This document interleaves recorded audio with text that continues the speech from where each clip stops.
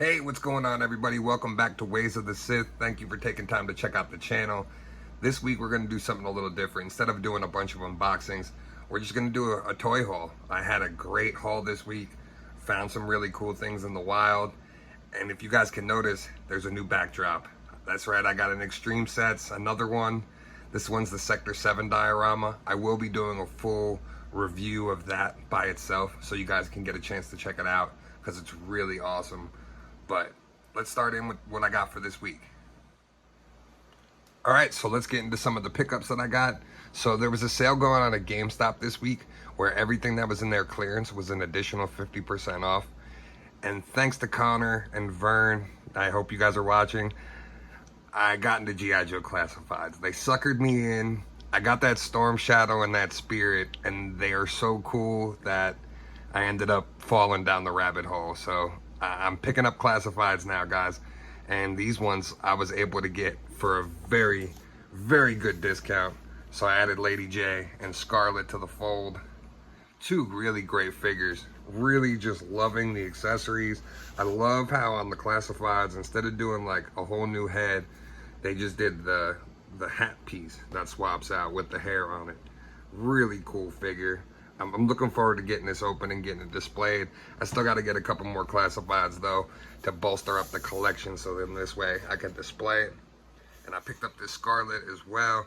I do wish I would have picked up the other Scarlet that actually has the purple undersuit.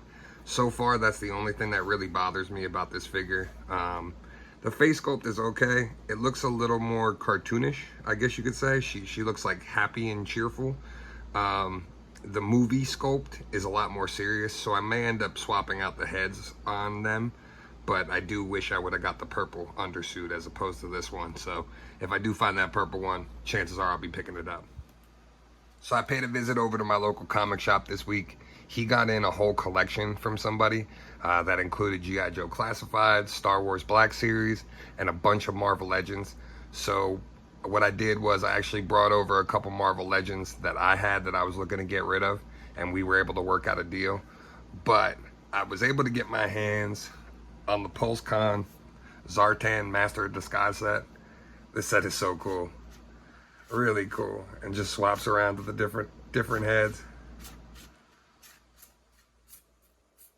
So I usually only like getting one version of a figure. So if there's multiples of a certain character out, what I like to do is I usually just like to pick one specific version that in my opinion is the best fitting version of the character and get it.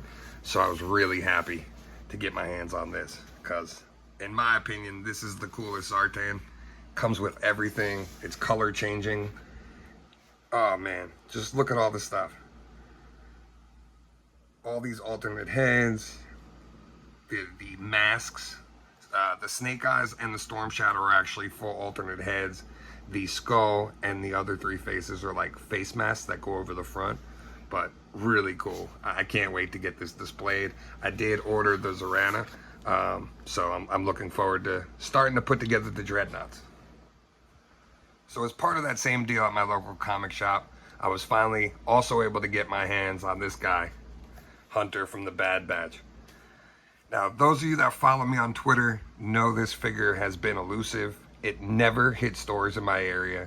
I travel all over the state and hunt different toy shops, and not one in any of the stores in my area have yet to have this figure.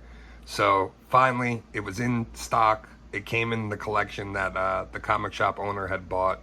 So I made sure I grabbed this. I finally have my Bad Batch completed. The only one I'm missing is Crosshair in his gray attire, like this armor. But I do have his Imperial one, so technically the whole team is complete. But I really, really am happy to finally get this figure into the collection. It looks awesome. Now I can finally display the whole team. And I also got another 332nd Trooper. I do have one already. I was able to get it in a lot on eBay with all of these when they originally came out. But I was very happy to add another one to the collection. I've been wanting to get one, but every time I see them on eBay, they're really expensive. They go for like 40, 50 bucks a figure sometimes. So I added this in on the trade as one of the picks, and just another figure that I'm very happy to have. And then I went to Target this week, and to my surprise and shock and awe, I found Rogue One, Galen Erso, the figure that's been on pre-order for over a year now. Still have yet to fulfill the pre-orders for people that have it on pre-order, but they're showing up in stores. I saw this and the X-Wing pilot. I passed on the X-Wing pilot, Anton Merrick, I believe his name is. I really only wanted the Galen Erso. I have Jyn, so I figured I wanted to display her father along with her. Just really cool. I'm looking forward to getting this open and getting a look at it. It looks like it's the same body as most of the Imperial bodies. I don't think they made any changes to it. Maybe just that neck piece looks different. But finally got it in hand. It does exist, guys. Hopefully those of you that have it on pre-order will be able to get it in your hands soon. And last but not least, these were the first 2 figures to arrive from the newest wave of Star Wars Black Series. I got 2 figure and Dans.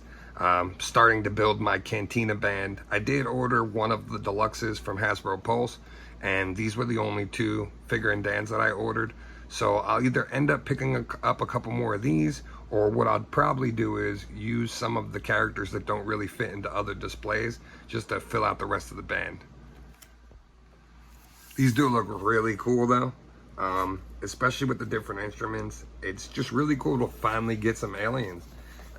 They're easy, customizable. They're just in plain black and gray. I mean, you could do a lot of different things, make some Sith Lords, do whatever you want with them really. But it's gonna be cool to have the Cantina band and set them up alongside the Cantina bar that we got. So here's a complete look at this week's toy haul. As you can see, I really got lucky and got some great deals. I'm really happy to finally complete the Bad Batch, adding Hunter to the collection, and to start diving into these G.I. Joe classifieds. They look awesome, and I gotta be honest, out of all the teams from San Diego Comic-Con and the presentations, the Marvel Legends team and the G.I. Joe team really delivered. More so the G.I. Joe team, in my opinion. They really knocked it out of the park. Emily, who's in charge of that brand, really just does a fantastic job, and they sold me on the brand. These figures are great for the price. I couldn't beat it. I'm looking forward to getting more and start really being able to display a really cool collection of them as well. And of course, from this angle, you guys can see a lot more of the pieces from the Sector 7 diorama. Like I said, I'll be doing a completely separate video reviewing that whole entire thing. It is completely different than the previous diorama that I did, so it'll be really cool to compare and contrast the 2 of them. I'd like to thank everybody for taking the time to watch the video.